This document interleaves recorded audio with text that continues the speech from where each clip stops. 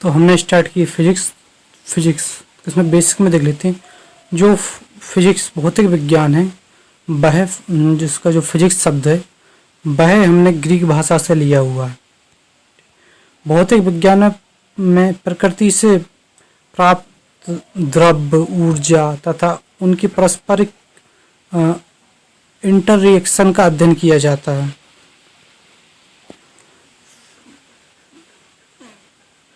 भौतिक विज्ञान में दो तरह की हम पढ़ते हैं भौतिकी, एक परंपरागत भौतिकी, एक आधुनिक भौतिकी। परंपरागत भौतिकी में हमारा जाएगा प्रकाश की, और दूसरा जाएगा ध्वनि विज्ञान, उसमें फिर यांत्रिकी, ऊष्मा एवं ऊष्मा गतिकी और विद्युत चुंबकत्व। तो ये हमारे पास ये आएंगे परंपरागत भौतिकी में। आधुनिक भौतिकी में आएगा परमाणु भौतिकी, नाभिकीय भौतिकी, क्वांटम भौतिकी और ब्रह्मांड व अंतरिक्ष भौतिकी। भौतिक विज्ञान के जो जनक है वो न्यूटन है। अब हम देखते हैं प्रकाश यानी कि लाइट। सबसे पहले हम देखते हैं प्रकाश का परावर्तन। प्रकाश का जिस माध्यम से आया था उसी माध्यम में वापस लौट के परावर्तक से टकरा के चले जाना। प्रकाश का किसी परावर्तक से टकरा के जिस माध्यम से आया था उसी लौट कर चले जाना प्रकाश का परावर्तन कहलाता है। जब प्रकाश के जैसा अगर मैं मानूं ये समतल दर्पण है, यहाँ से प्रकाश आया तो ये कि आपतित किरण हो गई, और यहाँ से अब जिस जहाँ पे ये आपतित किरण है, अब ये समतल दर्पण है तो इसके जहाँ पे आपतित किरण टकराई है वहां से 90 डिग्री का एक अभिलंब बन जाएगा। उसके बाद फिर उससे यहाँ से एक परावर्तित हो जाएगी प्रकाश की किरण। तो प्रकाश के परावर्तन में ये देखिए जो अभिलंब से जो कोण बना वो होगा हमारा क्या आपतित कोण, और जो अभिलंब से यहाँ पे परावर्तित किरण के साथ बना वो होगा परावर्तित कोण। प्रकाश के परावर्तन में आपतित कोण और परावर्तित कोण दोनों बराबर होते हैं, यानी जितने डिग्री पे आपतित कोण जितनी पे आई है किरण उतनी ही डिग्री पे जाएगी। क्योंकि ये 90 डिग्री है समतल कोण, समतल दर्पण से 90 डिग्री है, तो इसका मतलब ये है कि यहाँ जो है ये दोनों ये इस कोण का मान होता है छूता हुआ कोण, और इसका और आपतन कोण का मान जो होता है वो 90 डिग्री होता है। तो ये हमने देख लिया। अब परावर्तन के हम नियम देख लेते हैं। आपतित किरण अभिलंब, आपतित अभिलंब परावर्तन किरण तीनों हमेशा एक ही तल पे होते हैं, यानी कि अगर मैं इसको इस साइड से देखूं तो ये तीनों एक ही लाइन पे देखेंगे, ऐसे अलग अलग नहीं देखेंगे, एक ही के ऊपर एक छुप जाएंगे, तो ये एक ही तल पे होते हैं। आपतन कोण परावर्तन कोण हमेशा बराबर होते हैं, ये देख लिए। परावर्तन के नियम सभी सतह तथा सभी दर्पणों पे समान होते हैं। मतलब आप जो परावर्तन के नियम वो किसी भी तरह की सतह हो या किसी भी तरह के दर्पण हो सब पे समान तरीके से लगते हैं। अब ये देखिए समतल दर्पण है तो यहाँ पे ये समांतर रेखाएं आई हैं। समतल दर्पण होने के कारण अभिलंब और कोण भी समान बनेगा, तो समांतर आई थी तो समांतर चली भी जाएंगी। अब देखिए ये इरेगुलर सतह है, इस पर जब यहाँ पे समांतर आएंगी तो क्योंकि यहाँ से जो प्रकाश आएगा वहां पर समांतर ही किरणें आएंगी, लेकिन इसकी सतह इरेगुलर होने के कारण इसमें जो अभिलंब हैं जो अलग अलग बनेंगे, और जिसकी वजह से इनके कोण आपतन कोण अलग अलग होंगे सभी किरणों के, और उनके परावर्तन कोण भी अलग अलग होने की वजह से जो अलग अलग जाएंगे। मतलब समांतर आई थी लेकिन असमांतर गई, लेकिन ये आपतन कोण परावर्तन कोण हमेशा सभी में बराबर होगा, इसमें भी देते हैं। प्रकाश की एक किरण समतल दर्पण से 20 डिग्री का कोण छूकर टकराती है। आपतित किरण व परावर्तित किरण के बीच का कोण बताइए। ये देखिए ये आपतित किरण है, ये 20 डिग्री छूते हुए टकराई, क्योंकि समतल दर्पण है तो ये पूरा 90 डिग्री का होगा यहाँ से अभिलंब के साथ नहीं, तो 20 ही है तो यहाँ कितना बनाया होगा 70 बनाया होगा, 70 ये बनाया तो यहाँ भी 70 बनाया होगा। तो इसने पूछा है ये आपतित किरण परावर्तन किरण के बीच का कोण हो जाएगा अपने पास 140 डिग्री हो जाएगा। ये हो गया।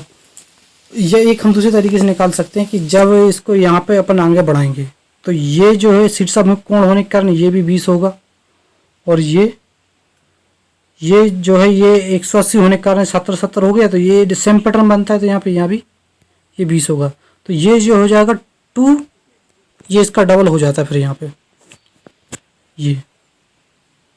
यहाँ पे, तो वो हम देख लेंगे। अब देखिए जैसे ये बताया तो ये जो होता है ये कहलाता है अपना विचलन कोण, और ये छूते हुए कोण, तो विचलन कोण छूते हुए कोण का डबल होता है आपतन कोण, परावर्तन कोण का डबल होता है प्रकाश के परावर्तन। और आपतन कोण और छूते हुए कोण के जैसा अगर समतल दर्पण पर निकाले तो इनका कितना 90 डिग्री होता है, क्योंकि सतह उसी पे होती, उसके बाद हम बात कर रहे हैं, यदि आपतन कोण का मान 20 डिग्री हो तो विचलन कोण का मान सीधी सी बात है, अगर आपतन कोण का मान 20 है तो इसमें से मतलब बचा कितना 70 हो गया अपना छूता हुआ कोण 70 का दूसरा 2 गुना होगा 140 हो गया अपना विचलन कोण। यदि दर्पण को थीटा कोण पर घुमा दिया जाए तो परावर्तित किरण 2 थीटा पर घूम जाती है। अगर दर्पण को थीटा कोण पर घुमा रहे हैं तो ये आपतन किरण है वो तो उसी एंगल पे आएगी यहाँ पे आ रही थी। अगर मैं यहाँ पे घूमूं तो भी यहाँ पे आ रही थी और थीटा कोण पे इसको घुमा दूँ तो भी वो यहीं पे आएगी, तो आपतन किरण तो बदलेगी नहीं। तो लेकिन जो इसके घुमाने पे अभिलंब बदल जाएगा और इसकी वजह से यहाँ पे इसका जो है वो बढ़ जाएगा यहाँ पे, तो इसके वजह से ये जो है वो परावर्तित किरण बढ़ जाएगी, यानी कि जो परावर्तित किरण है वो 2 थीटा, अगर मैंने थीटा कोण पर घुमाया कोण को उसको दर्पण को तो ये परावर्तित किरण जहाँ पे थी वहां से जो दूसरी परावर्तन किरण वो 2 थीटा कोण पे घूम जाएगी। तो ये देखिए यहाँ परावर्तन खोड़ती और यहाँ से यहाँ 2 थीटा पे घूम चुकी है। यदि समतल दर्पण को 2 डिग्री घुमा दिया जाए तो परावर्तित किरण का मान कितने डिग्री घूम जाएगा, 4 डिग्री घूम जाएगा। अब ये देखिए 2 दर्पण जो हैं वो कितने पे 90 डिग्री पे हैं। अगर यहाँ पे मैं एक समांतर रेखा डालूं तो ये जो है जो इससे टकरा के ये इसके समांतर निकल जाएगी,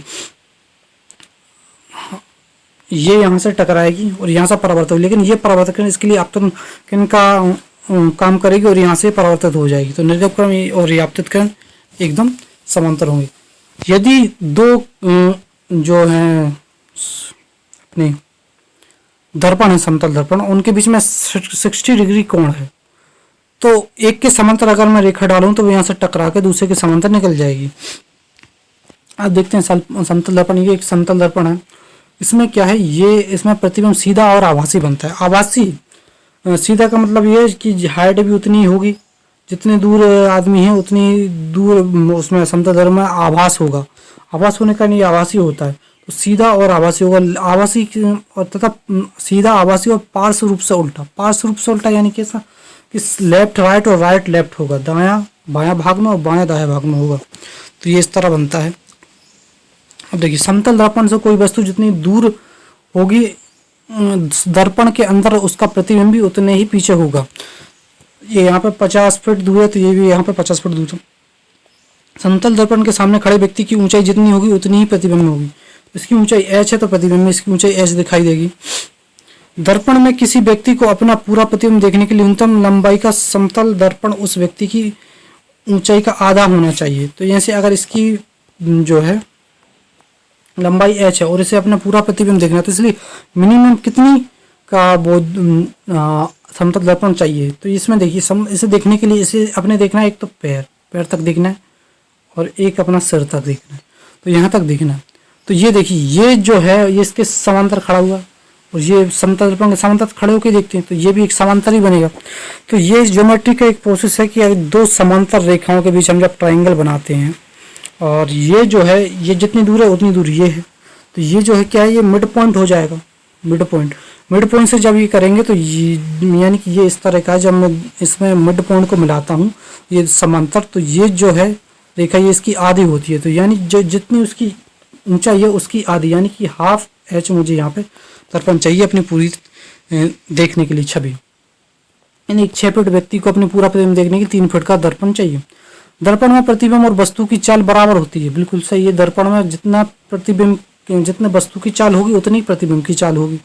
अगर भीत वेग से यहाँ आ रहा है यहाँ पे वस्तु तो दर्पण में तो यहाँ पे उतनी ही, अगर ये x मीटर पर आवर से जा रहा है तो ये भी x मीटर पर आवर से सट जाएगा। अगर ये x मीटर पर आवर से सट जाएगा तो ये भी x मीटर पर आवर से सट जाएगा।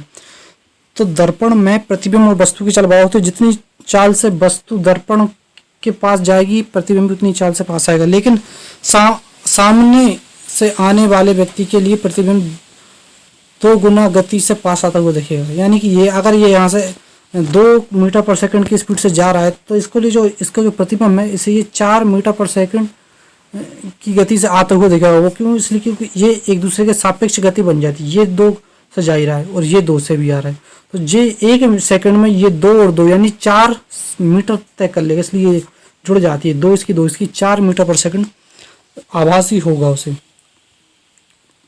अगर व्यक्ति दर्पण से दूर जाता है तो प्रतिबिंब भी उतनी गति से दूर जाता है और उसके लिए वो डबल गति से 2 गुना गति से दूर जाता हुआ महसूस होता है। अब देखिए इसका कारण ये है कि दर्पण का प्रतिबिंब और व्यक्ति की चाल आपस में सापेक्ष बन जाती है अब देखिए जब दर्पण में नहीं होते अपन तो, और जो मैं x किलोमीटर से जा रहा हूँ और ये y किलोमीटर से जा रहा है, तो ये जगह घट जाती है, बड़ी में से छोटी ये सापेक्ष गति है, दोनों एक ही दिशा में जा रहे हैं, ये भी यहाँ पे जा रहा है। लेकिन दर्पण में क्योंकि ये उल्टा हो जाता है, मैं भी इस दिशा में जा रहा हूँ तो ये इस दिशा में जो उल्टा आ रहा है, उल्टा आने के कारण जो क्या है वो सापेक्ष गति जुड़ जाती है। अगर एक ही दिशा में जाते हैं तो वो घट जाती है। अब मैं चाहे दर्पण में चाहे इस साइड जाऊं या फिर इस साइड जाऊं, मैं इस साइड जाऊंगा तो ये इस साइड जाएगा तो भी अपोजिट में चला जाएगा, तो एक ही दिशा में तो जा ही नहीं पा रहा, एक दिशा में जा पे तो फिर गति जो है घटती, लेकिन ये सापेक्ष गति होने का अपोजिट दिशा में जाने का जुड़ेगी तो वो हमें डबल गति से आते हुए दिखाई देती। यदि कोई वस्तु दर्पण की तरफ भी चाल से चलना प्रारंभ कर दे तो प्रतिबिंब वस्तु के सापेक्ष चाल 2v होगी। यदि व्यक्ति समतल दर्पण से 10 मीटर प्रति सेकंड गति से दूर जा रहा है और दूसरा व्यक्ति दर्पण को उठाकर उसके विपरीत दिशा में 2 किलोमीटर की गति से जा रहा है तो व्यक्ति का प्रतिबिंब क्या होगा। देखिए ये है दर्पण, इसे एक व्यक्ति उठा के जा रहा है 2 मीटर पर सेकंड से और एक व्यक्ति इससे दूर जा रहा है कितने 10 मीटर पर सेकंड से। तो अब यहाँ पे इसका प्रतिबिंब बनेगा, यहाँ पे प्रतिबिंब बनेगा तो इसमें ये पूछा कि वो प्रतिबिंब की चाल क्या होगी। अगर ये व्यक्ति इसको उठा के नहीं जाता, ये 10 मीटर जाता तो ये भी 10 मीटर से दूर जाता, लेकिन ये इसको 2 मीटर उठा के चल रहा है, यानी कि 2 मीटर तो ये खुद चल रहा है और 2 मीटर चलने के कारण ये इस दिशा में 2 किलोमीटर और जोड़ रहा है, तो ये 2 किलोमीटर और जुड़ जाएगा, 2 किलोमीटर इसकी और जुड़ जाएगी, तो यानी ये इस तरह बनेगा क्योंकि ये जो है 10 तो ये जा ही रहा था और ये इसके कारण ये 2 किलोमीटर इसमें और जुड़ रहा है, 2 किलोमीटर और जा रहा है तो 10 और 2 जो कितने हो जाएंगे 12 और 2 ये जा रहा है तो कितने हो गए 14। तो इसे कैसे निकालते हैं, इसका डबल कर, जितना अपन दर्पण को उठा के जिस गति से जा रहे हैं उसका डबल कर दो और उसमें से घटा दो किसको, जो व्यक्ति जो दर्पण के सापेक्ष जो खड़ा है व्यक्ति जिसका प्रतिबिंब बन रहा है वो किस गति से जा रहा है। अगर वो दर्पण की तरफ जाता है तो वो होती है उसकी प्लस गति में, वो दर्पण से दूर जाता है माइनस में, तो ये अपन उसमें से घटाते हैं, तो क्योंकि दूर जा रहा था तो ये माइनस में 10 किलोमीटर जा रहा था तो इसमें से हम घटाएंगे डबल करके, तो ये हो जाएगा 4 और जो हो जाएगा 4 और 10 कितने 14 मीटर पर सेकंड हो जाएगा। उसके बाद देखते हैं दर्पण में प्रतिबिंबों की संख्या, एक होती है समरूपता और एक असमरूपता के तौर पर हम निकालते हैं। अगर ये होता है, ये 90 डिग्री का मैं बना रहा हूँ, दो दर्पणों को जब मैं एक किसी एंगल पर रखूंगा तो उनमें कितने प्रतिबिंब बनेंगे उसके लिए है दर्पणों में प्रतिबिंबों की संख्या। तो मैंने 90 डिग्री पे दोनों प्रतिबिंबों को रखने के बाद क्योंकि पूरा जो है वो 360 डिग्री होता है, तो एक व्यक्ति यहाँ पे खड़ा है तो एक इसका प्रतिबिंब यहाँ बनेगा और ये कि 90 है और ये कि यहाँ पे ये 90 90 100 कितने 4 बार टूट जाएगा, एक यहाँ बनेगा और एक यहाँ बनेगा, तो यहाँ पे कितने 4 प्रतिबिंब बने, लेकिन एक तो ये खुद खड़ा है तो एक इसे घटाना पड़ेगा, तो ये कितने मतलब ये हमारा फॉर्मूला बन गया 360 में जितने का हमें एंगल पर रखा उस एंगल से भाग दे दो और एक से घटा दो, तो ये हो गई समरूपतम।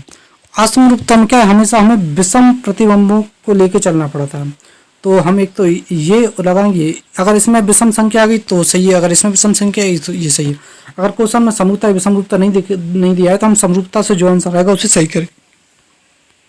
अब ये देखिए दो समतल दर्पण को 120 डिग्री पर रखा है तो समरूपता के आधार पर निकालेंगे तो इससे सम या विषम हमारे लिए आंसर तो यही होगा, 120 में रखेंगे माइनस पॉइंट करेंगे तो ये 2 प्रतिबिंब बनेंगे। अब 2 समतल दर्पण 120 पर रखें, असमरूपता किस पर तो इस पर करेंगे तो ये कितना आ रहा है, इस पर तो 3 आ रहा है, 3 ओड आ गया तो सही है। अगर ये ओड नहीं आता तो जैसे कि 90 है तो फिर हम इसे इस विधि से निकालते। तो ये हमने देख लिया।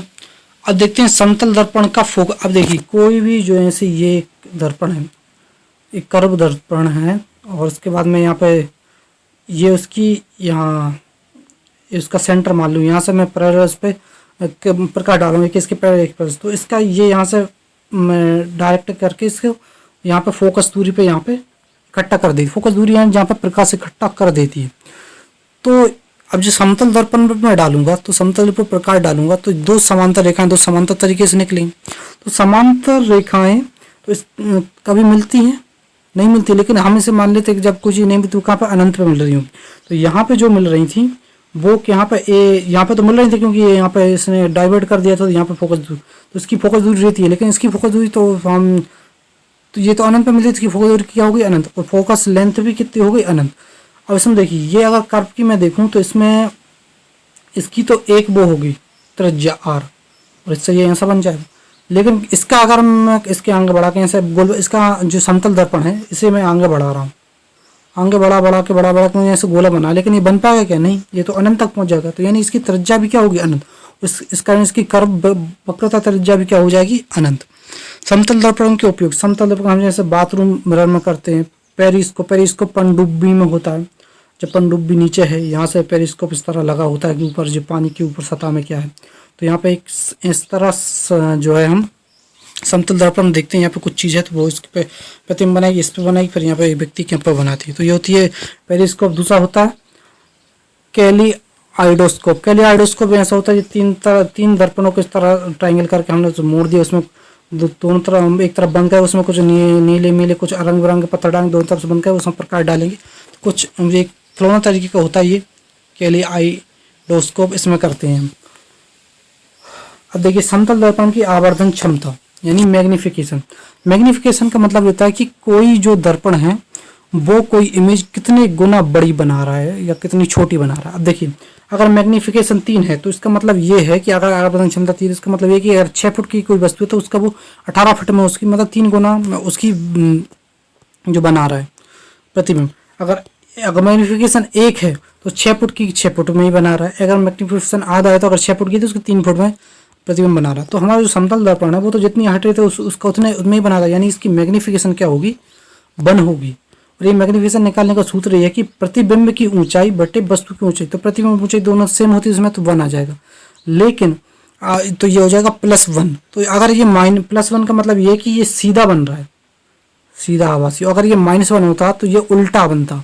अगर -1 आता है मैग्निफिकेशन तो ये मतलब जो प्रतिबिंब है वो कैसे बनेगा? उल्टा बनेगा। कोई भी वस्तु ठीक अभी वस्तु में देखते हैं।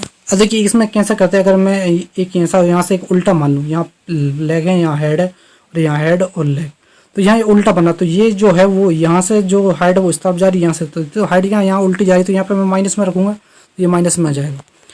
कोई भी वस्तु जिस रंग की दिखाई देती है, इसका मतलब ये है कोई वस्तु ठीक उसी रंग की दिखाई देगी जिस रंग को वह परावर्तित करती है। यानी कि अगर वो सभी रंग को अवशोषित करती है और जिस रंग को वो अवशोषित नहीं करती, जो परावर्तित करती है, वो उस रंग की दिखाई देती है कोई वस्तु।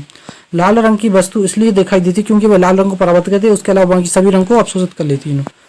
कोई भी वस्तु काले रंग की तभी दिखाई देगी जब वो सभी प्रकाश किरणों, सभी रंग जो उस पर पड़ रहे हैं उन सबको अवशोषित कर लेगी। किसी भी प्रकाश को वो परावर्तित नहीं कर पाएगी, तो वो क्या करेगी? वो काले रंग की दिखाई देगी। अगर वो सभी किसी भी प्रकाश को जो है किसी भी रंग को अवशोषित नहीं करती, सभी को परावर्तित कर देते, वो सफ़ेद रंग की दिखाई देगी। लाल गुलाब को जब हम हरे कांच में देखने पर वह काला दिखाई देता है। लाल गुलाब है, लाल गुलाब के मतलब लाल कलर को वो परावर्तित कर रहा है, लेकिन जब मैं उस पर हरी रोशनी डालूंगा, हरी रोशनी डालने से वो हरी कलर को तो अवशोषित कर ही रहा था, हरी को अवशोषित नहीं करेगा तो हरा दिखाई देता, तो अवशोषित कर लेगा ये। फिर यानी कि जब उस पर लाल डाई नहीं है तो लाल को परावर्तित नहीं करेगा, तो यानी वो काला दिखाई देगा। प्रकाश संश्लेषण सबसे कम हरे रंग में होता है, क्योंकि हरे रंग को तो परावर्तित कर देते हैं, और सबसे ज़्यादा होता है लाल व नीले रंग के मिश्रण में। प्रकाश जिस माध्यम में आए और उसी माध्यम में पुनः लौट जाए वो हमारा प्रकाश का परावर्तन, तथा प्रकाश जिस माध्यम से आया और दूसरे माध्यम में चला जाए वो हो जाता है अपना प्रकाश का अपवर्तन। इसमें 2 माध्यम होते हैं, विरल और सघन प्रकाश का अपवर्तन। तो प्रकाश का अपवर्तन ये या तो विरल से सघन में जाएगा या सघन से विरल में जाएगा। तो हम मतलब इस तरह हम मानते हैं। और तब ये देखिए यहाँ से इसमें अभिलंब भी वही रहेगा, 90 डिग्री पर अभिलंब होता ही है। अब इसमें क्या है, वहाँ पे हम आपतन को परावर्तन को बराबर था प्रकाश के परावर्तन में, लेकिन इसमें प्रकाश के अपवर्तन में आपतन कोण और परावर्तन कोण अलग अलग होते हैं। क्योंकि जब देखिए यहाँ पे एक माध्यम अलग है और यहाँ पे एक माध्यम अलग है, तो यहाँ पे ये जा रही आपतित किरण हुई, ये अभिलंब से इसने कोण बनाया आई, आपतन कोण बना, और यहाँ से ये जा गई। अब देखिए अगर सघन माध्यम है, प्रकाश जो है वो निर्वात में सबसे ज़्यादा चलता है। प्रकाश का हम देखते हैं, प्रकाश सबसे ज़्यादा निर्वात में उसकी गति रहती है, फिर वायु में, और फिर तरल यानी लिक्विड, और सबसे कम होती है ठोस में। जबकि जो साउंड है वो इसका जस्ट अपोजिट है कि साउंड में ठोस में सबसे ज़्यादा उसकी गति होती है, तरल में उससे कम होती है, वायु में उससे कम होती है, निर्वात में तो ध्वनि चलती ही नहीं है। तो ये जो है, हम अगर विरल और सघन को देखें तो कैसे हम अलग अलग करेंगे। तो विरल माध्यम जिसमें हमारी प्रकाश की गति थोड़ी मतलब थोड़ी तेज चले, और सघन माध्यम जो विरल माध्यम के कंपेरिजन में उसमें धीमी हो जाए गति। तो जैसे हवा और पानी, तो हवा के कण जो फैले फैले रहते हैं तो उसमें जो प्रकाश गति तेज चलती, जबकि पानी कण जो पास पास में रहते हैं सघन हो जाती है, उसमें प्रकाश की जो चाल है वो स्लो हो जाती है। लेकिन इन दोनों में एक चीज़ सेम रहती है कि प्रकाश की फ्रिक्वेंसी जो है हमारी, तो प्रकाश की फ्रिक्वेंसी और उसका रंग नहीं बदलता, तो जब उसमें चाल बदल जाती है। बाकी सब हमारे देखिए यहाँ पर हमारे आपतन कोण परावर्तन कोण बदल जाता है, लेकिन प्रकाश की फ्रिक्वेंसी और रंग नहीं बदलता। तो आपतन कोण परावर्तन कोण ये हो गया हमारा। अब इसमें समय इतना देखना कि अगर देखो सघन माध्यम में जा रहा है तो सघन माध्यम में धीमा चलेगा तो उसका जो कोण है वो कितना वो अभिलंब के साथ छोटा बनेगा, और अगर विरल माध्यम में तो उसमें फैल जाएगी किरण, और तो उसमें जो अभिलंब के साथ कोण जो है वो बड़ा बनेगा। अब देखिए विरल माध्यम में सघन माध्यम में जाने पर, अगर मैं विरल माध्यम से सघन माध्यम में जा रहा हूँ तो विरल माध्यम में जाऊँ, विरल माध्यम से जा रहा हूँ तो जो आपतन कोण हो गया सघन माध्यम में छोटा बन जाएगा। सघन माध्यम में छोटा बनेगा, ये सघन माध्यम से विरल माध्यम में, सघन माध्यम यहाँ से विरल माध्यम में जाऊँ तो सघन माध्यम वाला जो कोण है, मतलब जो आपतित कोण है या परावर्तन कोण, सघन माध्यम वाला है तो ये छोटा होगा, विरल माध्यम वाला बड़ा होगा। जबकि परावर्तन में ये दोनों क्या होते थे, बराबर होते थे। अब प्रकाश की आवृत्ति यानी फ्रिक्वेंसी और उसकी रंग, ये दोनों नहीं बदलते हैं। तो ये हमने देख लिया। विरल से सरल में जाते हैं तो विरल का बड़ा रहता है, सघन का छोटा रहता है, यानी कि तो आपतन कोण। अब विरल से जा रहे हैं तो उसमें आपतन कोण होगा ये, और सघन में जा रहे हैं तो ये अपवर्तन कोण होगा। प्रकाश की चाल जो है वो, क्योंकि आवृत्ति बदलती नहीं, तो प्रकाश जो चाल होती है आवृत्ति इंटू तरंगदैर्घ्य होती है, तो चाल के बराबर क्या हो, चाल के समानुपात क्या होगी, तरंगदैर्घ्य। अगर चाल बढ़ेगी तरंगदैर्घ्य भी बढ़ेगी, और तरंगदैर्घ्य बढ़ेगी तो चाल बढ़ेगी। तो इसमें देखिए विरल से सघन में जाता हूँ, यानी कि चाल जो है वो सघन में कम हो रही है, तो इस तरंगदैर्घ्य भी कम हो जाएगी। ठीक इसी तरह सघन से विरल में जा रहा है तो चाल बढ़ेगी तो तरंगदैर्घ्य भी बढ़ेगी। और यहाँ के लिए इसके लिए तो हमसे बिना देखने विरल में जा रहे हैं तो विरल का बड़ा होगा, सघन के लिए छोटा होगा। आवृत्ति हमेशा फिक्स होती है, चाल और तरंगदैर्घ्य के समानुपाती हो जाती है। देखिए प्रकाश की चाल जो है हमने देखा भी निर्वात में ज़्यादा, वायु में उससे कम, और तरल में से कम, और ठोस में सबसे कम होती है।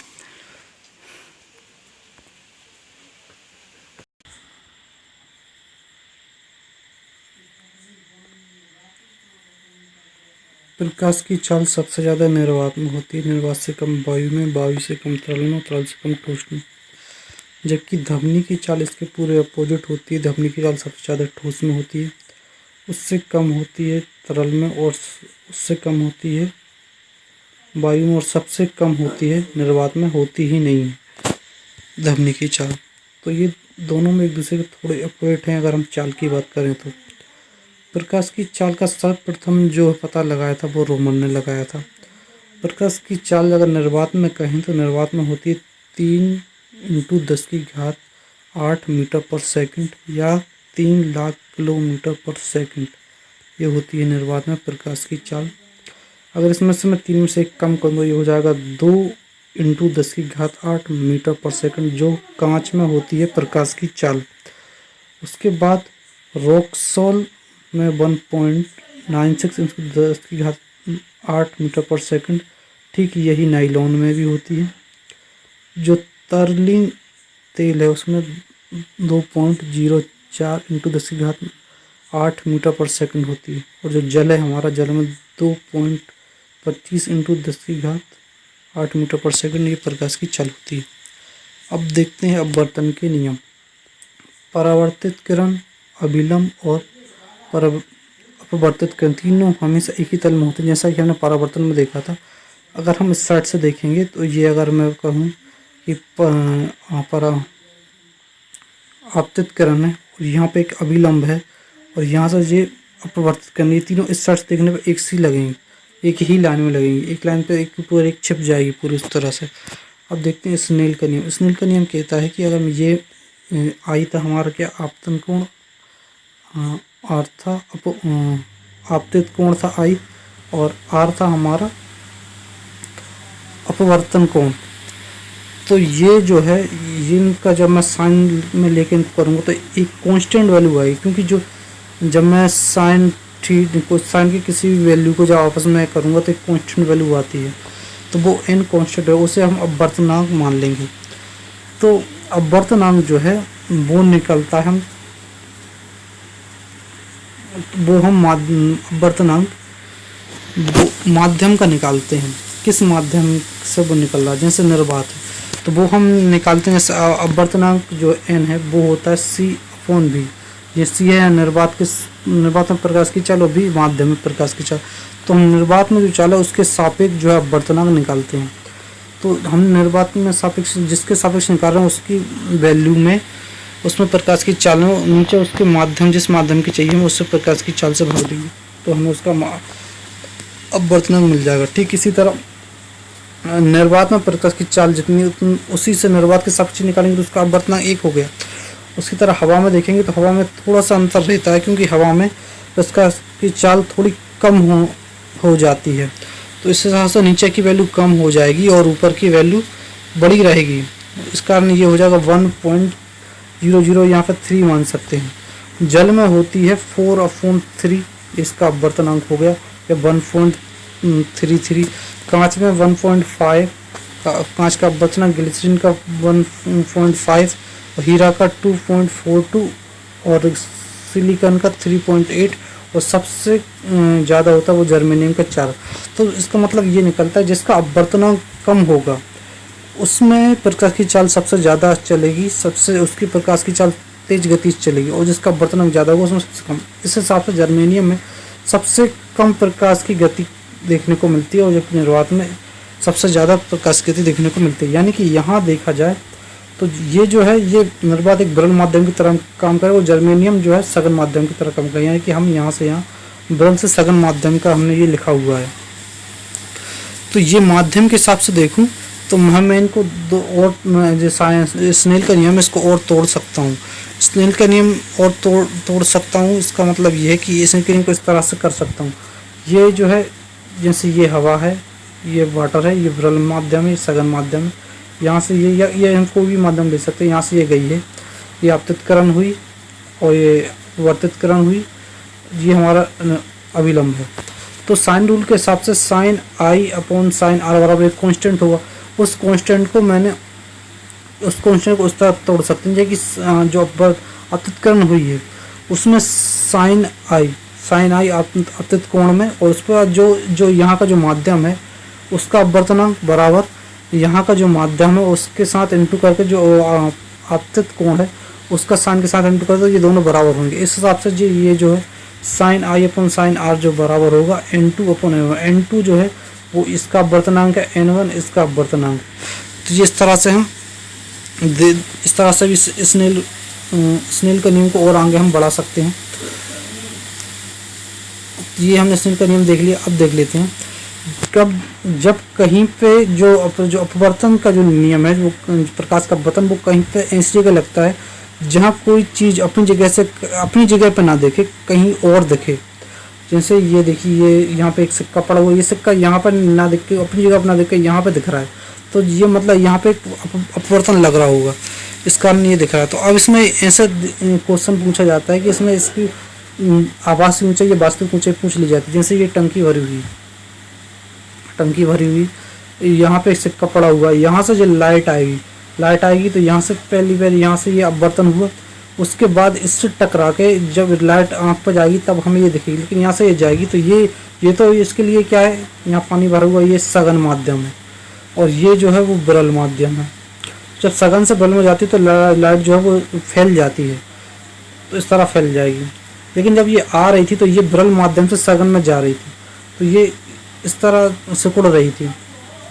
लेकिन ये अब यहाँ से ये सघन से विरल में रही, तो लाइट फैल रही है तो यहाँ पर जाएगी नहीं। लेकिन हम इसको मिला कर देखें तो ये जहाँ पर मिल रही है वहाँ पर सिक्का दिखेगा, तो सिक्का यहाँ पर दिखेगा, तो इसलिए सिक्का जो थोड़ा ऊंचा हुआ दिखेगा हमें, तो ऊंचा हुआ दिखेगा। तो अब इसमें ये वास्तव किसकी गहराई है, ये सिक्के की, लेकिन आभासी गहराई है ये। तो ये निकालने के लिए हमारे पास ये सूत्र रहता है कि ये वास्तविक ऊंचाई अपन आभासी ऊंचाई बराबर जहाँ से हमने जिस माध्यम में चीज़ रखी हुई है उसका अपवर्तन, और जिस माध्यम से हमने देखा है उसका अपवर्तन। अधिकतर हम जो देखते हैं वो हवा से ही देखते हैं। हम हवा में या हवा से पानी में कुछ चीज़ तो हवा से देखते हैं। तो हवा का अपवर्तनांक जो लगभग एक मतलब निर्वात के अपवर्तनांक के बराबर हम मान लेते हैं। और निर्वात का अपवर्तनांक अगर मैं यहाँ पर रख दूँ तो हवा के अपवर्तनांक के बराबर, तो यहाँ N2 है, N2 यहाँ पर मैं 1 रख दूँ, ये हो जाएगा D वास्तविक ऊंचाई बटे जिस माध्यम में वो चीज़ रखी है उसके अगर अपवर्तनांक से भाग दें तो मेरे पास क्या आभासी ऊंचाई आ जाएगी। तो ये इस सूत्र का यूज भी हम कर सकते हैं जब हम चीज़ हवा से देख रहे हो। तो वो तब क्या होगी, वास्तविक ऊंचाई बराबर होगी आभासी ऊंचाई बराबर होगी वास्तविक ऊंचाई बटे जिस माध्यम में चीज़ रखी हुई है उसका अपवर्तनांक। तो उससे हम निकाल सकते हैं। तो ये अब जैसे एक बाल्टी के अंदर एक सिक्का रखा हुआ है तो सिक्का 50 सेंटीमीटर की गहराई पर, तो आभासी ऊंचाई क्या होगी, तो आभासी ऊंचाई देखिए 50 सेंटीमीटर तो ये है। और इसके पास इसका अपवर्तनांक होता है हमारे पास, उसका पानी का हो जाएगा हमारे पास 50, 4/3 होता है, 4 × 3, तो ये हो जाएगा 150/4 जिस सेंटीमीटर हो जाएगा। और चूंकि अपवर्तनांक जो है वो एक मात्रकहीन राशि है, इसलिए उसको सेंटीमीटर में हो या किसी और में तो उससे कोई फर्क नहीं पड़ेगा, क्योंकि ये जो इसका कोई मात्रक होता ही नहीं अपवर्तनांक, ये क्या है, एक मात्रकहीन राशि है।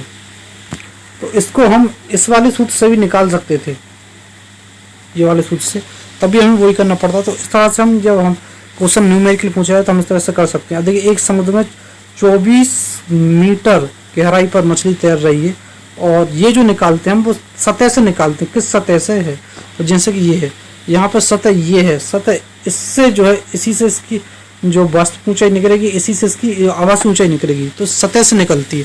जिस जगह से दो माध्यम बदल रहे हो वहाँ से यहाँ से बदल रहे हो तो यहाँ से इसकी ये आभासी ऊंचाई होगी, ये हमारी इसकी वास्तविक ऊंचाई होगी, तो वहाँ से हम नापते हैं।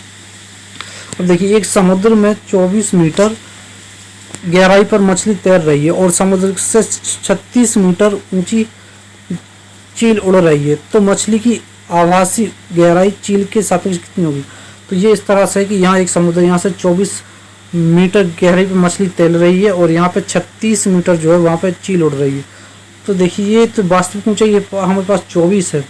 देखो और हम पानी में देख रहे हैं तो पानी का अपवर्तनांक हो जाएगा अपने पास 4/3, 4 × 24 = 18 ये हो गई। तो इसकी आवासीय ऊंचाई तो 18 हो रही थी, मतलब यहाँ से समुद्र से तो 18 दिखेगी, लेकिन ये चील कितनी उड़ रही है 36, तो 36 और 18 जुड़ जाएंगे तो ये इसकी आवासीय ऊंचाई हो जाएगी। और हमारा जो अपवर्तनांक है उसका कोई मात्रक होता नहीं है।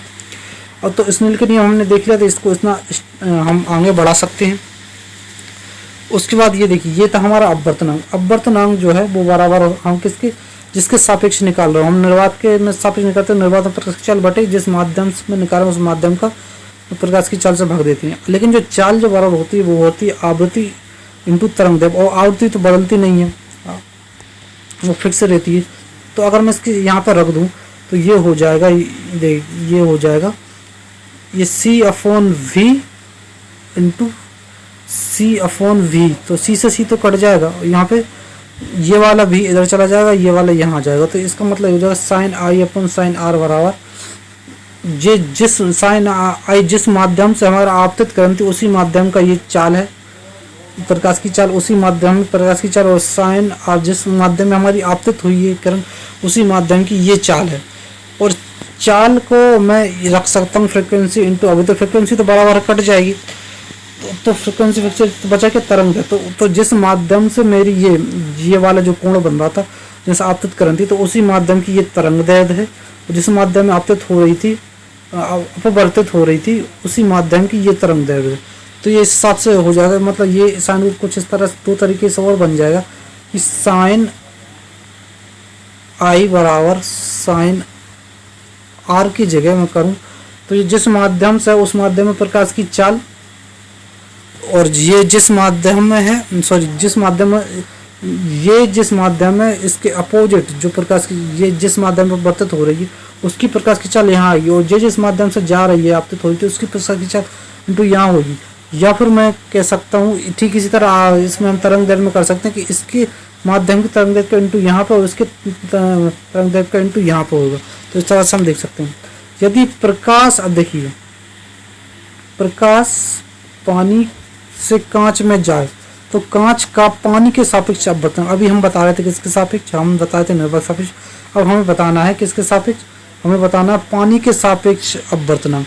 तो या तो हम सीधे अपवर्तनांक से बता सकते हैं या फिर हमसे चाल से बताना पड़ेगा कि प्रकाश की चाल पानी में कितना है, उसके नीचे हम लिख देंगे, फिर कांच के नीचे लिखेंगे तो उससे निकल जाएगा। तो हम सीधे या तो उससे बता सकते हैं या फिर हम सीधे इसके अपवर्तनांक से बता सकते हैं। तो पानी के हिसाब से बताना तो पानी का अपवर्तनांक ये है हमारे पास और कांच का ये है। तो हमें बताना है कि तो कांच का पानी के सापेक्ष, पानी के जिसके सापेक्ष बताना है वो नीचे हो जाएगा, पानी के सापेक्ष बताना और किसका कांच का बताना, तो कांच हमारा ऊपर हो जाएगा, कांच ऊपर और नीचे जिसके सापेक्ष बताना अपवर्तनांक देंगे उसके सापेक्ष हमारा अपवर्तनांक आ जाएगा। अब देखते हैं अपवर्तन के उदाहरण। तारों का टिमटिमाना, तार जब टिमटिमाते हुए दिखते हैं, मतलब वो अपनी जगह पर नहीं दिखते, अपनी जगह से तो अलग अलग दिखते हैं टिमटिमाते, वहाँ पर हमारा अपवर्तनांक हो जाएगा। पानी से भरी हुई बाल्टी बीकर में कम गहराई महसूस होना, कोई जगह अपनी जगह नहीं दिख रही तो वहाँ पर अपवर्तनांक। सूर्योदय और सूर्योदय के समय कुछ देर तक दिखता है, देखो सूर्योदय व सूर्यास्त के समय सूर्य का कुछ देर बाद तक दिखना। अब देख जैसे ये सूर्य उदय हो रहा है तो सूर्य यहाँ पे है, हम यहाँ पे खड़े, सूर्य उदय हो रहा है तो ये यहाँ पे हमें ये पहले दिख जाएगा यहाँ पे अपवर्तनांक के कारण, ये यहाँ पे लेकिन दिखेगा यहाँ पे। तो उदय होते टाइम कुछ समय पहले दिखता है और जबकि डूब जाता है उसके बाद भी हमें कुछ समय तक दिखता है, वो हमें अपवर्तनांक के कारण दिखता है। पानी से भरी हुई बाल्टी में किसी छड़ का मुड़ा हुआ दिखना, अपनी जगह पर नहीं दिख रही तो अपवर्तनांक। पानी से भरी हुई बाल्टी में सिक्के के ऊपर दिखना, अपनी जगह पर नहीं दिख रहा सिक्का तो अपवर्तनांक। निम्नलिखित में से चीज़ों पर अपवर्तनांक का मान निर्भर नहीं करता। देखिए माध्यम पर निर्भर करता है अपवर्तनांक, सघन या विरल है, इसमें से हमारा माध्यम अपवर्तनांक हमें निर्भर करता है। प्रकाश के रंग पर भी निर्भर करता है, क्योंकि रंग के आप उसमें देखिए अगर उसका रंग पे निर्भर करता है, उसके तरंगदैर्घ्य रंग में उसके तरंगदैर्घ्य की होता है, तरंगदैर्घ्य से उसका अपवर्तनांक चेंज होता है, इसका प्रकाश के रंग पे भी निर्भर करेगा। तापमान पर निर्भर करता है, तापमान से अगर किसी तापमान से कोई माध्यम विरल हो जाता है और सघन हो जाता है तो इन सभी पे ये हमारा क्या है अपवर्तनांक जो है निर्भर करेगा। तो देखिए अपवर्तनांक बराबर होता है निर्वात में प्रकाश की चाल और जिस माध्यम से निकालना उस माध्यम में प्रकाश की चाल। तो ये जिसका अपवर्तनांक सबसे कम होगा उसमें प्रकाश की चाल सबसे ज़्यादा होगी। लेकिन अगर मैं यहाँ पे चाल की जगह रख दूँ फ्रिक्वेंसी और आवृत्ति, तो ये दोनों तो क्या कांस्टेंट होती है, लेकिन ये क्या है बदलती रहती है। निर्वात में प्रकाश चाल ये भी कांस्टेंट होगी और ये फ्रिक्वेंसी ये भी कांस्टेंट। तो मतलब ये हो गई तरंगदैर्घ्य सबसे नीचे आ गई हमारी, मतलब जिसकी तरंगदैर्घ्य सबसे ज़्यादा होगी उसका अपवर्तनांक कम होगा और जिसकी तरंगदैर्घ्य सबसे कम होगी उसका अपवर्तनांक कम होगा। इस हिसाब से जो रेड कलर है हमारा उसकी तरंगदैर्घ्य सबसे ज़्यादा होती है, तरंगदैर्घ्य सबसे ज़्यादा होने के कारण उसका अपवर्तनांक कम होगा, अपवर्तनांक कम होने के कारण जो रेड कलर जो है उसके लिए अगर किसी माध्यम में मैं रेड कलर पर जाऊं, इस रेड कलर को भेजूं तो उसके लिए उसका अपवर्तनांक कम होने की वजह से वो प्रकाश उसके लिए वो सबसे ज़्यादा तेज चलेगा वो उस माध्यम में। उसी तरह बैंगनी कलर का अपवर्तनांक जो है और तरंगदैर्घ्य कम होने के कारण उसके अपवर्तनांक ज़्यादा हो जाए। अपवर्तनांक ज़्यादा होने के कारण किसी माध्यम में वो जाएगी तो उसकी स्पीड स्लो होगी, तो ये इस कारण ये डिपेंड करता है। अब देखिए सबसे कम तरंगदैर्घ्य बैंगनी रंग की और सबसे इस कारण सबसे ज़्यादा अपवर्तनांक बैंगनी का होगा, जिस कारण इसकी जो उसके लिए ये किसी माध्यम में जाएगी तो इसका जो स्लो चलेगी। और अगर सबसे ज़्यादा तरंगदैर्घ्य होती है हमारी लाल रंग, जिस कारण सबसे कम अपवर्तनांक लाल रंग का हो जाएगा। किसी पारदर्शी माध्यम में लाल रंग, कोई पारदर्शी माध्यम में लाल रंग सबसे तेज जबकि बैंगनी रंग सबसे धीमे चलेगा, जो हमने अभी देखा। किंतु निर्वात में जो सभी रंग है वो सभी एक ही स्पीड से चलते हैं। निर्वात में अपवर्तनांक का कोई मात्रक नहीं होता, मात्रकहीन राशि है। टोटल इंटरनल रेफरेंस है पूर्ण आंतरिक परावर्तन। पूर्ण आंतरिक परावर्तन का मतलब ये है जब कोई चीज़ है, यहाँ से कोई ये ब्रश कोई माध्यम है, यहाँ से प्रकाश की किरण प्रकाश आई यहाँ से आ गई और वो अपनी कोई क्रांतिक कोण से ज़्यादा कोण पर टकरा जाए तो वो फिर से यहाँ पे ऐसे टकराती रहेगी तो वो उसका पूर्ण आंतरिक परावर्तन हो जाएगा। बार बार उसी में घूमते रहना वो उसका पूर्ण आंतरिक परावर्तन होगा। तो वो हो जाता है हमारा हीरे का चमकना, क्योंकि हीरे में इसी तरह प्रकाश किरण टकराती है तो वो चमकता है। मृग मरीचिका जो होती है हमारे रेगिस्तान में दिखती है, जिसका हम पानी का आवास होता है, उसका भी हम इसे देखते हैं। ऑप्टिकल फाइबर इस तरीके का होता है, यहाँ से टकराती हमारा जो नेट चलता है वो जो है वो इसी कारण होता है। इसके जनक है नरेंद्र कृपलानी। प्रकाशीय तंतु, एंडोस्कोपी। एंडोस्कोपी में जो इस तरह से लगा होता है, हम देखते हैं यहाँ पर कांच लगा, यहाँ टकरा गया, यहाँ टकरा गया, यहाँ टकरा गया, पूर्ण अंत पर टूटे कांच की दरार का चमक रहा है। ये टूटा जो कांच होता है इसमें जो प्रकाश टकराता रहता है उसका चमकना, ये पूर्ण आंतरिक परावर्तन की चीज़ें हैं। तो जहाँ पे कोई चीज़ चमक रही है, ज़्यादा चमक रही है, वो हमारा पूर्ण आंतरिक परावर्तन में आ जाता है। यदि ऑप्शन में पूर्ण आंतरिक परावर्तन के साथ अपवर्तन भी दिया गया तो सबसे अच्छा आंसर होता है, सबसे बेस्ट आंसर पूर्ण आंतरिक परावर्तन के साथ अपवर्तन दिया हो। अगर वो नहीं दिया हो तो हम अपवर्तन भी उस पर टिक लगा सकते हैं। पूर्ण आंतरिक परावर्तन की घटना तभी संभव है जब प्रकाश सघन माध्यम से बल माध्यम में जाए। देखिए जब बल से सघन में जाए तब पूर्ण आंतरिक नहीं हो सकता। ये देखिए सघन है, सघन से बल में जाए, तो ये जो है, अब मैं इसको यहाँ से थोड़े और यहाँ से डिग्री कर दूँ, यहाँ जाकर और थोड़ी सी कर दूँ यहाँ, तभी अब देखिए तभी जो है ये पूर्ण आंतरिक परावर्तन हो सकता है। लेकिन ब्रल में क्या होता है, ब्रल में ये यहाँ से जाती है तो सघन, ब्रल से सघन में, सघन में सिकुड़ी होती है। अगर मैं इसको यहाँ भी डालूँ तब भी ये इतनी होगी, यहाँ भी डालूँ, इसके बराबर भी डाल दूंगा तो भी ये इससे बाहर पूर्ण आंतरिक परावर्तन नहीं हो पाएगा। तो इस कारण जो पूर्ण आंतरिक परावर्तन के लिए सघन माध्यम से ब्रल माध्यम में जाने पर ही पूर्ण आंतरिक परावर्तन होता है। सघन से ब्रल में, जैसे हीरा था हमारा, हीरा में एक बार यहाँ से तो ब्रल से सघन में तो आ गया, लेकिन अब सघन से अब ब्रल में जा रहा है। ये सघन है और यहाँ फिर हवा में ये ब्रल में जाता है, तो यहाँ से ये क्रांतिक कोण से ज़्यादा काटेगा, फिर यहाँ पे पूर्ण आंतरिक परावर्तन हो जाएगा। तो ये इस तरह होती है जब पूर्ण आंतरिक परावर्तन कहाँ से जाए, सघन से हम ब्रल में। तो यहाँ पे जो आंसर ये होगा वो कहाँ से पानी में जा रहा है। और जो हमारा क्रांतिक कोण होता है, क्रांतिक कोण का मतलब ये है कि जो हमारा आपतन कोण, वो क्रांतिक कोण कब बनेगा, जब उसका जो हमारा ये जो आपतित कोण जो है वो हमारा क्रांतिक कोण तब कहलाएगा जब अपवर्तित कोण जो है वो कितना 90 डिग्री हो। तो हमारा आपतित कोण कितना, क्रांतिक कोण कहलाएगा।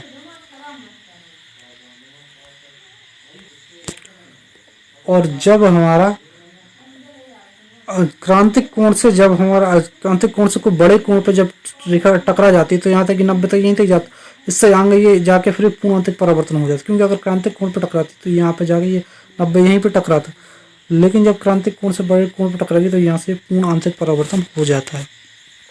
तो ये पूर्ण आंतरिक परावर्तन की घटना है।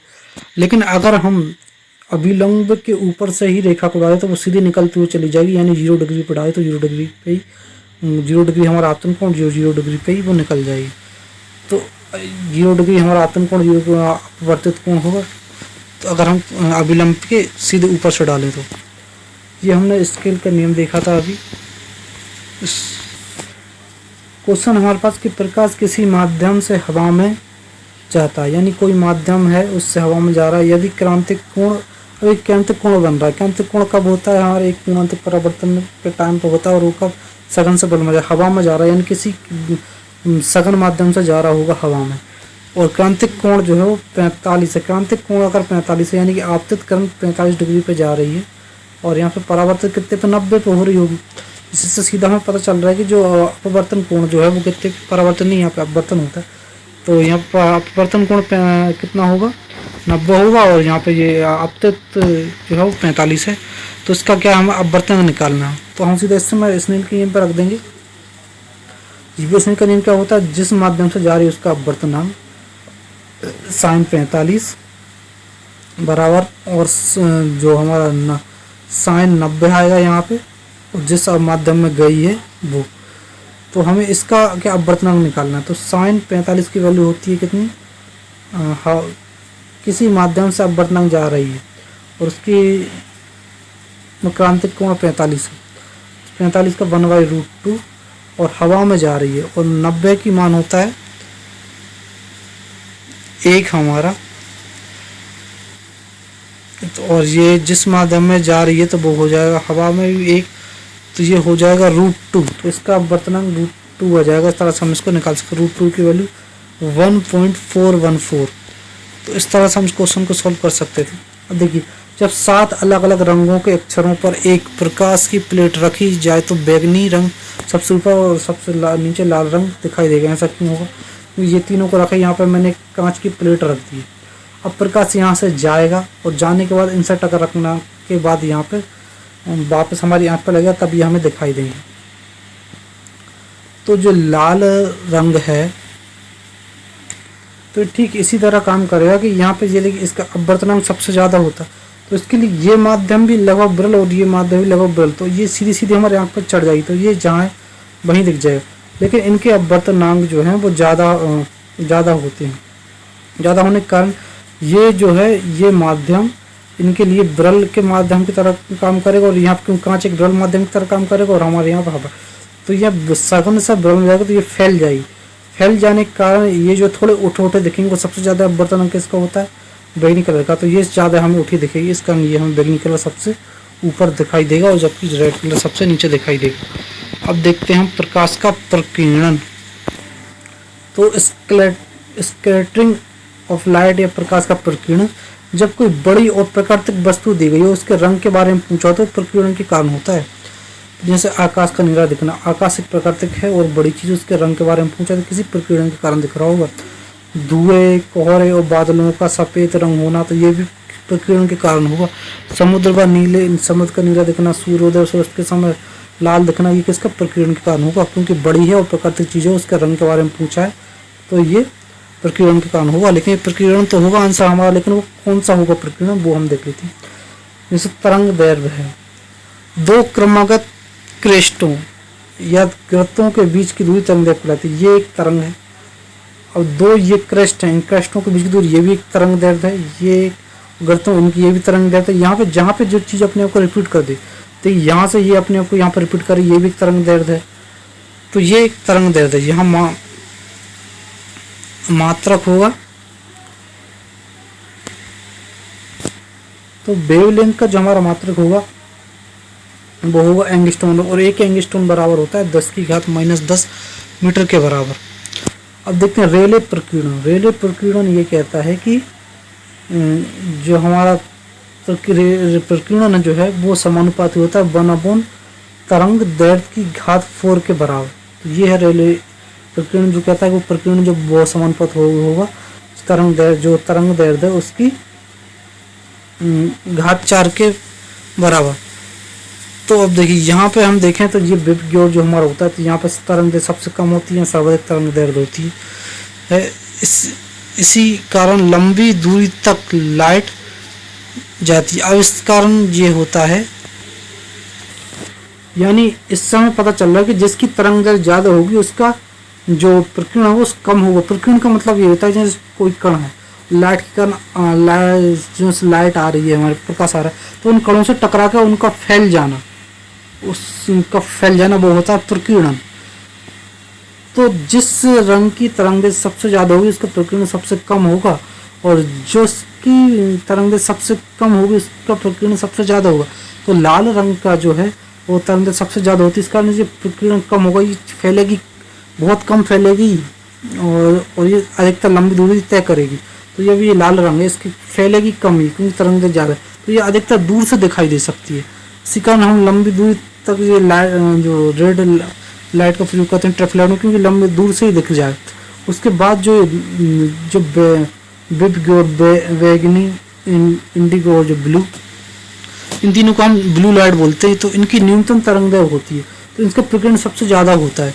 इसी कारण आकाश जो है नीला दिखाई देता है, क्योंकि यहाँ पे जब वातावरण, जब सूर्य की लाइट जो वातावरण की बूंदों से टकराती है तो जो इनका प्रकीर्णन सबसे ज़्यादा होता है, ये फैलती हैं, जो वो हमें नीला सा दिखाई देता है, ये इसके कारण दिखाई देता है। इसी कारण खतरे का जो निशान है वो हम लाल रंग का बनाते हैं, क्योंकि उसका प्रकीर्णन जो है मतलब वो कम फैलता है और ज़्यादा दूर से दिखाई देता है तरंग ज़्यादा होने के कारण। जबकि अंतरिक्ष यात्री को आकाश जो है वो काला दिखाई देगा, अंतरिक्ष यात्री वातावरण से हट जाएगा तो वहाँ प्रकीर्णन होगा ही नहीं, वहाँ वातावरण नहीं है, तो या फिर चंद्रमा से आकाश कैसे काला दिखाई देगा। धुएं और कोहरे का तथा बादलों का जो सफ़ेद रंग है वो माई स्कैटरिंग के द्वारा दिखता है, और सूर्य का लाल, आसमान का, समुद्र का नीला दिखना ये रेले प्रकीर्णन के द्वारा दिखता है। और अभी हमने देखा था रेले प्रकीर्णन ये कहता है, ये रेले प्रकीर्णन कहता है। अब इनमें तीनों में हम अंतर देख लेंगे क्या क्या है। देखिए माई प्रकीर्णन कहता है कि सभी रंगों का प्रकीर्णन बराबर होता है, लेकिन यह नियम तभी लागू होता है जब कणों का आकार प्रकाश के तरंग दैर्घ्य के बराबर या उनके आसपास हो, प्रकाश का जो तरंग दैर्घ्य है उसके बराबर या उसके आसपास हो, तो सभी जो रंग हैं उनका प्रकीर्णन बराबर बराबर होगा।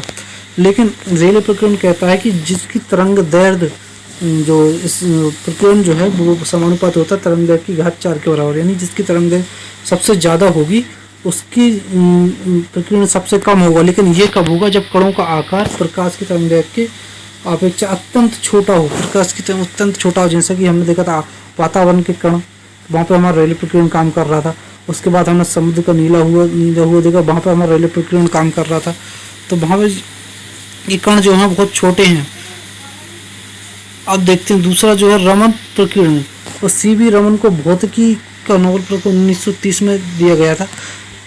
अप्रत्यास्थ प्रकीर्णन, फोटोन कणों के टकरा कर वापस लौटने से 1 करोड़ मतलब 10 मिलियन में से एक कण ऐसा होगा जो अपनी रंग आवृत्ति और तरंग दैर्घ्य में परिवर्तन ले आएगा। तो ये जो पहले की तुलना में ऊर्जा कम रहेगी, तो ये बताया था रमन प्रकीर्णन ने। तो ये हो गया हमारा। तो ये हमने रेले प्रकीर्णन देखा था, ये माइक प्रकीर्णन देखा था। माइक प्रकीर्णन हमारा कहाँ लगा था? धुएं और धूल कोहरे, जहाँ पे जो है इनके कण जो है वो किसके बराबर हो जाते हैं? प्रकाश के तरंग दैर्घ्य के बराबर। तो यहाँ पे ये सभी प्रकीर्णन क्या बराबर बराबर होती हैं। रेले प्रकीर्णन में था कि ये था हमारा क्या प्रत्यास्थ प्रकीर्णन, जहाँ फोटो का टकरा कर वापस लौटते समय उनका रंग आवृत्ति और तरंग दैर्घ्य में परिवर्तन नहीं होता। यहाँ पे ऊर्जा समान होती है, वापस लौट जाते हैं रंग। जब जिनसे कि ये टकरा रही है और ये जा रही है, तो यहाँ पे जब फोटोन कण टकरा कर वापस लौटते समय उनका रंग आवृत्ति व तरंग समान रहता है, उनकी परिवर्तन नहीं होता। तो यहाँ पे ऊर्जा समान होती है। लेकिन जो हमारा रमन प्रकीर्णन है वो अप्रत्यास्थ प्रकीर्णन, जिसमें फोटोन कणों के टकरा कर वापस लौटने से 1 करोड़ यानी 1 करोड़ 10 मिलियन में से एक कण ऐसा होगा जो अपनी रंग आवृत्ति और तरंग दैर्घ्य में परिवर्तन कर लेगा, जिसमें पहले की तुलना में कम ऊर्जा होगी। तो ये था हमारा रमन प्रकीर्णन, जिसके लिए उन्हें नोबेल पुरस्कार मिला था 1930 में। जो हवाई बॉक्स में जो ब्लैक बॉक्स लगा होता है दरअसल वो ऑरेंज का होता है, और ब्लैक बॉक्स में रिकॉर्डिंग होती है लास्ट टाइम की जो पायलट उन्होंने क्या बात की है, तो इससे हमें घटनाओं के बारे में पता चलता है। और वो ऑरेंज कलर का इसलिए होता है क्योंकि उसके ऑरेंज कलर वो हम आसानी से देख सकते हैं उसको। आंखों येलो कलर जो है वो आंखों से कम लगता है और दूर से साफ दिखाई देता है। इस कारण जो वाहन वो जो स्कूल वैन हैं उनको पीले रंग का बनाते हैं, क्योंकि वो आंखों को नुकसान ना करे और आराम से हम उसको देख सके। ऑरेंज कलर आंखों में, लाल कलर आंखों में लगता है, आंखों को दर्द देता है लाल कलर। तो ये हमने देख लिया। उसके बाद हम देखते हैं प्रकाश का वर्ण विक्षेपण। वर्ण विक्षेपण ये है कि यानी जो प्रकाश का 7 रंगों में टूटना वो हो जाएगा हमारा वर्ण विक्षेपण। श्वेत प्रकाश का 7 रंगों में टूट जाने की घटना को प्रकाश का वर्ण विक्षेपण कहते हैं। तो ये जैसे हम प्रिज्म है, प्रिज्म में इसमें प्रकाश डाला तो ये अपने 7 रंगों में टूट जाएगा। और सबसे ज़्यादा जो विचलन होगा वो हमारा होगा किसका? इसका बैगनी कलर का, ये सबसे ज़्यादा विचलन होगा। इसके बाद इससे कम विचलन इन दूसरे कलरों का होगा। जबकि सबसे कम जो विचलन होता है वो किसका? रेड कलर का होता है, सबसे कम विचलन होता है। तो ये हो गया हमारा विचलन, हमने देख लिया। विचलन सर्वाधिक बैगनी रंग का होगा, सबसे कम होगा रेड कलर का। जब प्रकाश की किरण 7 रंगों में टूटती है तो सर्वाधिक विचलन बैगनी कलर का और न्यूनतम विचलन लाल रंग का होता है। अब देखते हैं इंद्रधनुष। इंद्रधनुष जो 7 रंगों से बनता है। तो प्रकाश का वर्ण विक्षेपण हो उससे भी हमारा इंद्रधनुष बन सकता है। पूर्ण आंतरिक परावर्तन हो, पूर्ण आंतरिक परावर्तन से भी हमारा क्या सूर्य, अब देखिए सूर्य यहाँ है और लेकिन जब भी जो इंद्रधनुष बनेगा सूर्य की विपरीत दिशा में बनेगा। सूर्य यहाँ है, सूर्य की रोशनी यहाँ पे टकराएगी और जैसे टकराएगी जैसे पानी की बूंद है तो इससे टकराएगी, टकरा के यहाँ पे पूर्ण आंतरिक परावर्तन होगा, इससे टकरा कर फिर यहाँ निकलेगी तो यहाँ पे इंद्रधनुष बन गया। तो ये उसके विपरीत दिशा में, सूर्य के विपरीत दिशा में बनेगा। या अपवर्तन और परावर्तन एक साथ हो सकते हैं। देखिए ये सूर्य है, सूर्य से यहाँ से ये प्रकाश, ये यहाँ पे वातावरण में बूंद है बारिश हो रही है, यहाँ पर बूंद में टकराई तो यहाँ पर कुछ तो परावर्तन हो गई, कुछ यहाँ पे चली गई, अंदर चली गई तो वो गई अपवर्तन। उसके बाद यहाँ पे उनका अपवर्तन के बाद कुछ का पूर्णांतक परावर्तन हुआ तो वो फिर हमें आंखों में दिखी, तो उससे हमें क्या दिखा, इंद्रधनुष। तो वो हमें वो क्या हुआ, तो ये जो है हमारा इंद्रधनुष की घटना, एक तो प्रकाश का वर्णविक्षेपण किस प्रकार से 7 रंगों में टूटना उससे देख सकती है, पूर्ण आंतरिक परावर्तन से देखते हुए प्रकाश अपवर्तन और परावर्तन के एक साथ होने पर भी ये दिख सकती है। और देखिए किरण सबसे पहले बल्ब से सघन माध्यम में गई तो अपवर्तन हो गई, कुछ वापस लौट आई परावर्तन हो गई, कुछ अंदर टकरा के कुछ सामने आई वो पूर्णांतक परावर्तन हो गई, कुछ अंदर टकरा कर अंदर से परावर्तित होकर बाहर निकली सघन से बल्ब में तो वे अपवर्तन हो गई। तो फिर प्रकाश आंखों तक पहुंचा तो वो हमारा एक फिर आंखों तक पहुंचा तो वो 7 रंगों में टूट गया था, तो वो क्या हो गया, प्रकाश का वर्णविक्षेपण हो गया। तो ये सभी घटनाओं से हमारा इंद्रधनुष बनता है। एक होता है हमारा प्राथमिक इंद्रधनुष, जिसमें सबसे ज्यादा चमक होती है। इसमें क्या होता है, 2 बार तो इसमें अपवर्तन की घटना होगी और 1 बार होता है पूर्ण आंतरिक परावर्तन। सब एक ही बार पूर्ण आंतरिक परावर्तन होता है, जिसका इसमें और जो इसमें लाल रंग है वो ऊपर होता है, बैंगनी का नीचे होता है। दोनों में 2 डिग्री का अंतर होता है, ये 40 से 42 डिग्री के बीच में दिखाई देता है। तो ये इसमें सबसे ज़्यादा चमक है। एक होता है द्वितीय इंद्रधनुष, जिसमें बैंगनी रंग ऊपर होता है और लाल रंग नीचे होता है। ये 50 से 53 यानी 3 डिग्री के अंतर में दिखाई देता है। इसमें 2 बार अपवर्तन होगा, 2 बार हो जाता है पूर्ण आंतरिक परावर्तन। 2 बार पूर्ण आंतरिक परावर्तन होने के कारण ये थोड़ा कम फीका हुआ दिखाई देता है, 10% चमक होती है इसमें। तो ये हमने देखे दोपहर ठीक 12 बजे इंद्रधनुष कहाँ दिखाई दे, कहीं भी नहीं देखे, दोपहर 12 यहाँ बजे। जब इसके अपोजिट पे तो यहाँ पे नीचे धरती हो गई, यहाँ पे कोई पानी का वो माध्यम है नहीं, यहाँ पे तो हम इंद्रधनुष देख नहीं सकते। तो किरण की घटना परावर्तन के नियम पर अनुसरण नहीं करती। प्रकीर्णन था हमारा कि किसी वातावरण के बूंदों पे जैसे टकरा के फैल जाना, वो था प्रकीर्णन। वो जो घटना परावर्तन के नियम पर अनुसरण नहीं करती। रक्त या धूल कणों का चमकना, ये टिंडल प्रभाव होता है। जो हमारा रक्त, खून या धूल कण है, उनका जो चमकते हैं वो टिंडल प्रभाव के कारण चमकते हैं। अब देखते हैं हम व्यतिकरण। अब देखते हैं हम प्रकाश का व्यतिकरण। समान आवृत्ति की 2 तरंगों एक दूसरे पर अध्यारोपित होना व्यतिकरण कहता है। यानी कोई समान आवृत्ति की तरंगें वो एक दूसरे पर अध्यारोपित हो गई, इसके ऊपर ये हो गई या फिर इसके इस साइड से ये हो गई, ये इस साइड से जा रही थी, ये इधर से जा रही थी, तो इसी से इसके ऊपर अध्यारोपित ये दूसरी हो गई, ये व्यतिकरण है। व्यतिकरण में क्या होता है कि दोनों तरंगों की आवृत्ति व तरंगदैर्घ्य समान होना चाहिए। इनकी आवृत्ति और तरंगदैर्घ्य समान होना चाहिए और दोनों तरंगों की कला में अंतर नियत होना चाहिए, या तो कांस्टेंट हो या उनमें शून्य हो। ये देखिए, ये पहली तरंग है, ये दूसरी तरंग है। इनमें ये देखिए इनकी आवृत्ति और तरंगदैर्घ्य समान और साथ में इनके जो कला में जो अंतर है वो भी समान है, नियत है। ये जितनी ऊंची उठ रही है उतनी ऊंची ये उठ रही है। उन पे जो कला का अंतर मतलब ये जो अंतर है वो कला का अंतर है, वो समान है, उतनी ही दूर से जा रही है। ये इसमें लाइन पे जिस पे ये उतनी ही दूर में उस पर जा रही है, उनकी आवृत्ति और तरंगदैर्घ्य समान है। तो अगर मैं इसको मान लूँ, ये इसका आयाम ये है और इसका आयाम ये है, तो ये ऊपर नीचे हो सकती हैं ऐसी, लेकिन इनका ये कला में अंतर समान होना चाहिए, इनकी आवृत्ति और तरंगदैर्घ्य समान होना चाहिए। तो इसका आयाम ये है और इनका आयाम में मान लो यहाँ से उठता हुआ और ये एक ही दिशा में जा रही है, ये भी यहाँ से जा रही है, ये भी यहाँ से जा रही है, तो आयाम जो है वो जुड़ जाते हैं। और अगर ये यहाँ से जा रही है, टोटल जो आयाम निकल, और अगर ये यहाँ से जा रही है और दूसरी यहाँ से विपरीत साइड मारी तो आयाम जो है वो घट जाएंगे इस तरह। तो इस तरह हमने व्यतिकरण देखा। अब देखते हैं विवर्तन। प्रकाश का किसी अवरोध के चारों तरफ मुड़ जाना या किसी छिद्र से गुजरते समय मुड़ जाना विवर्तन कहलाता है। कोई अवरोध है, उसके चारों तरफ ऐसा मुड़ जाना या छिद्र से जाते हुए मुड़ जाना, वो हमारा क्या विवर्तन कहलाएगा। तो विवर्तन की शर्तें: छिद्र की चौड़ाई प्रकाश के तरंगदैर्घ्य से छोटी या उसके बराबर होना चाहिए। छिद्र की जो चौड़ाई है वो प्रकाश की तरंगदैर्घ्य से, विवर्तन कब लगेगा, जब से उससे क्या होगी, प्रकाश की तरंगदैर्घ्य से छोटी होगी और उसके बराबर। ये दोनों प्रकाश किरणों की आवृत्ति व तरंगदैर्घ्य समान होना चाहिए। ये हमने देखा था किसमें, व्यतिकरण में।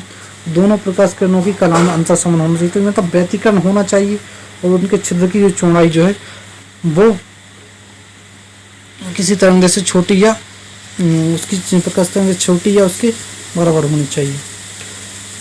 तो ये हो गई यहाँ पे ये प्रिज्म की चौड़ाई और ये छिद्र है, छिद्र है, छिद्र 2, इनके बीच में ये अंतर है। यहाँ से ये किरण गई, यहाँ से ये किरण गई है। तो किरणों छिद्र से पर्दे तक की दूरी, यह है छिद्र और छिद्र से ये पर्दा यहाँ पर बन रहा है। छिद्र से पर्दे तक की दूरी d है। प्रिज्म की चौड़ाई ये w है, w ये प्रिज्म की चौड़ाई है। उसके बाद तो प्रिज्म की चौड़ाई जो बराबर होगी दो पर्दे तक की दूरी इंटू प्रकाश के रंग का तरंगदैर्ध्य और दोनों छिद्रों या प्रकाश किरणों के मध्य दूरी जो d है।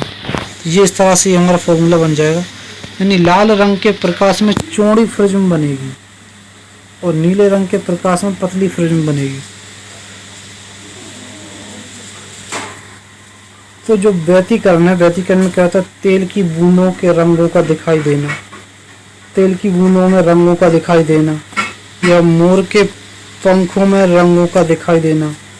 उसके बाद है साबुन के पानी में बुलबुलों में रंगों का दिखाई देना, वो होता है हमारा व्यतिकरण की वजह से। और जबकि विवर्तन की वजह से सीडी या डीवीडी में रंगों का दिखाई देना, और जो 3D होलोग्राम है उसमें जब रंग को दिखाई देना तो वो हमारा व्यतिकरण, जो कि पानी मानी की जो बूंदें हैं, अपनी मोर के पंख जो नेचुरल चीज़ है, और जो साबुन में तो बुलबुलों में दिखाई दे रहा है, वो हमारा व्यतिकरण की वजह से हमें दिखाई दे रहा है।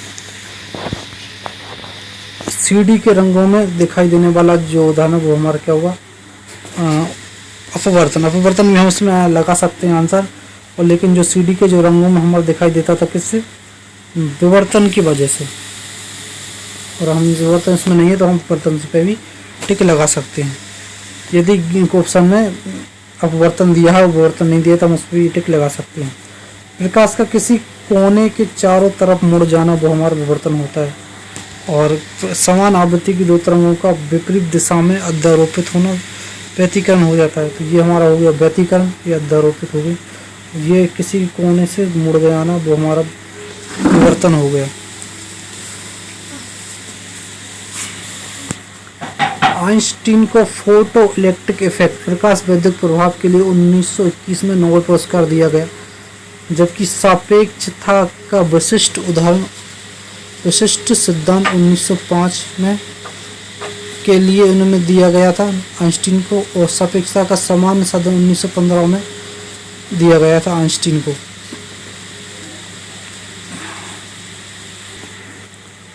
समान आवृत्ति की दो तरंगों के आयामों का अनुपात 2:1, तो अध्यारोपित अधिकतम तथा न्यूनतम आयामों का अनुपात ज्ञात करें तथा अधिकतम तथा न्यूनतम तीव्रता का अनुपात ज्ञात करें। देखिए इनका जो आयाम दिया गया है वो 2:1 दिया है। किसका, समान आवृत्ति की दो तरंगे हैं उनका आयामों का अनुपात इतना है। तो अध्यारोपित अधिकतम आयाम इसको जोड़ देंगे और अध्यारोपित न्यूनतम आयाम के लिए घटा देंगे। तो जो हमने आयाम जोड़ा था अध्यारोपित अधिकतम आयाम में क्या है, ये था हमारा कहाँ, ये अध्यारोपित अधिकतम आयाम है और अध्यारोपित न्यूनतम आयाम है। और जो हमारी तीव्रता है वो होती है आयाम के वर्ग के समानुपाती। तो अधिकतम आयाम जो है वो हमारा 3 निकला और न्यूनतम आयाम 1 निकला। तो तीव्रता है इसके वर्ग के समानुपाती होगी, तो इसका वर्ग कर दिया तो इसकी तीव्रता हो जाएगी 9 और 1, तो ये इसकी तीव्रता हो जाएगी। अब देखते हैं प्रकाश की दोहरी प्रकृति, जो प्रकाश के तरंग की तरह भी काम करता है और कण की तरह भी काम करता है। इसकी दोहरी प्रकृति डी ब्रोमली ने बताया था, डी ब्रोमली ने इसके बारे में बताया था। तो प्रकाश एक तरंग, इसका जो पता है वो हमें चलता है व्यतिकरण से, विवर्तन से और ध्रुवीकरण से पता चलता है। जबकि प्रकाश एक कण है, इसका पता चलता है प्रकीर्णन से, प्रकाश वैद्युत प्रभाव से और फोटॉन प्रभाव से हमें पता चलता है कि प्रकाश एक कण है। प्रकाश की दोहरी प्रकृति है जो हमें डी ब्रोमली ने बताया था। प्रकाश वैद्युत चुंबकीय तरंग है अगर तरंग की बात करें, तरंग में विद्युत चुंबकीय तरंग है जो फोटोन कणों से मिलकर बना हुआ है। और आइंस्टीन को भौतिक का नोबेल 1921 में मिला था प्रकाश विद्युत प्रभाव के लिए, जिन्होंने दिया था E बराबर mc²। सापेक्ष सिद्धांत के कारण नोबेल पुरस्कार नहीं मिला था।